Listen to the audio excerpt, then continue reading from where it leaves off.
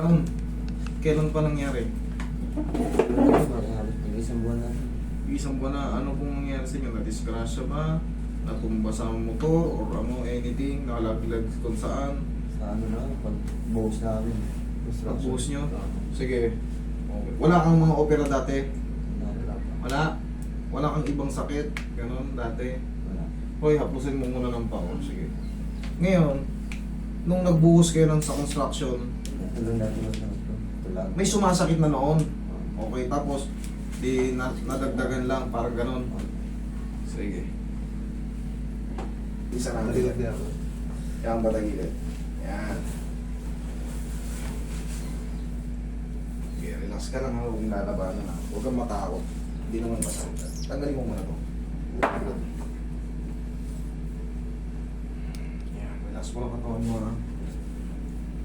Okay, lambot ang katawan mo, lambot lang. Kabilang side ay doon.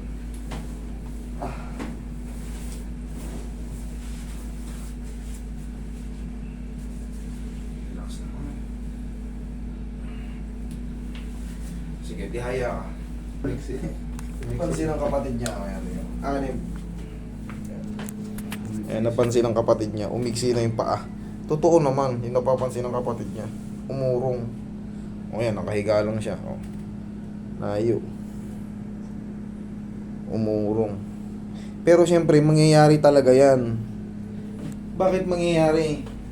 Kasi nga, yung lakad mo ingkang-ingkang, hindi mo may diin. Kala niya, baka may internal problem. Kala niya, bato. Kasi Pag sa bato naman, namamanid. hindi dyan ang tamang pamamanhid pag bato. Ang bato, mamamanhid ka sa balakang kaliwa mo. Depende kung anong bato, ano. Tapos, yung pag-ihi mo apektado. Di naman daw. Hindi ka makaihi. Di naman daw apektado yung ihi. Ang sciatica, pag umubo ka, umubo, yung lalakad, naka-normal na higa, gumagano, no? Pag naglakad ka, para kang unti-unting nilulumpo. Napapagod siya kagad. Relax mo lang katawan mo, ha? Lambot mo lang. Isa pa.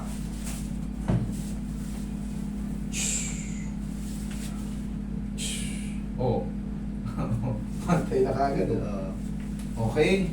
Tapos, idol, i-stretch lang natin. Sakit? Kaya pa? Okay. Unti-unti natin. Kasi, yung mga muscle mo, syempre magkakaroon ng always secondary muscle spasm. Dito yan, oh. Sakto. Yung muscle natin sa puwet. Ano, parang inano ng matulis sa bato. Ano pakaramdam yan? Tagilid ka pa.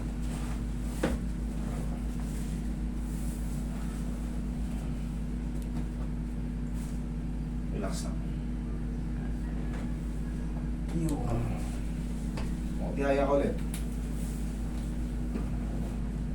Yan. Pasingawin natin ulit.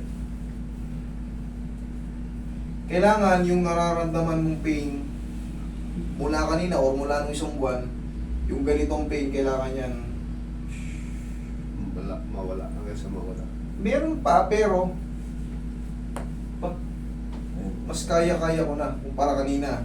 Tapos, over the mga lumilipas na araw, unti-unti yan magsasubside. Ha?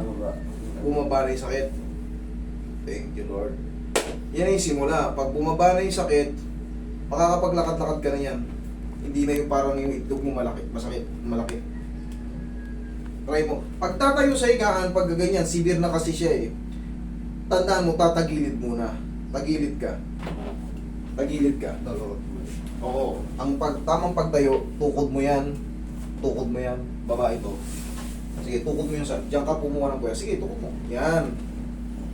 Okay? Yan ang tamang pagtayo. Huwag kayong tatayo na parang...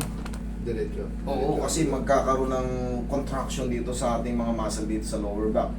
Mako-compress niya yung mga pinch nerves. So, very safe.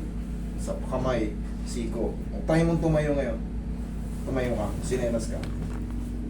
Okay, lakad ka. Tignan mo ngayon kung ano yung diferensya. Ano parang daw. Good? Okay. Oh. Pero ito, medyo makakatanggal ko. Sige, upo ka. Ito yung ina-explain ko. Dito, ayos na rito. Ito, sabi mo may parang may maano. Ito na yun. Dahil hindi pa siya nagkaroon nga ng unhealthy because of pinched nerve. Sa tulong ng mga vitamins sa nerve. Pero pinaka the best yan, magpa-check up ka rin. Magpa-check up ka kung ano yung nararamdaman mo dyan. Pero huwag ka muna magbuhat. Yun lang. Yun lang sundin nyo. Tapos every morning, sabihin na natin, nakabalik ka na sa dati. Siyempre, construction ka eh. Pag-gising sa umaga, oh, thank me later, ang laking tulong ito. Okay, tag-isa lang. 1, 2. Okay? Yun lang. Kung okay na yan, may natira roon, that's normal. Abang ka lang ng mga 1 week, dire-diretso na yan. Tapos, saplosan mo ng pawing balang, ha? Okay, sige.